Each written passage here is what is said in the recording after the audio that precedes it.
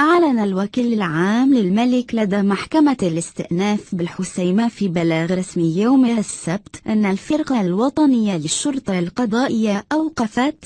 بتاريخ 26 و 27 مايو الجاري حوالي 20 شخصاً للاشتباه في ارتكاب جنايات وجنح تمس بالسلامة الداخلية للدولة وأفعال أخرى تشكل جرائم بمقتضى القانون. وكلفت النيابة العامة الفرقة الوطنية للشرطة القضائية بإجراء الأبحاث الضرورية للكشف عن الأفعال الإجرامية يشتبه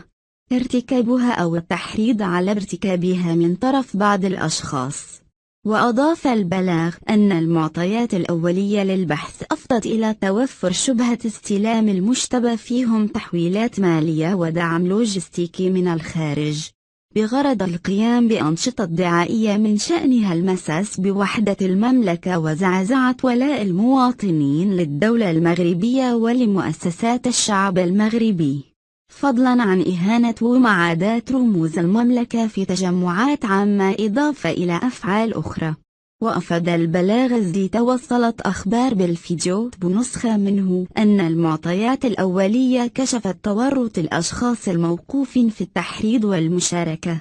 في ارتكاب جنايات وجنح تمس النظام العام وضد سلامة موظفين عموميين تجسدت في الأفعال الإجرامية التي وقعت بمدن الحسيمة وإنزور وبني بوعياش وما ترتب عنها من تهريب وإضرام للنار وأفعال إجرامية أخرى.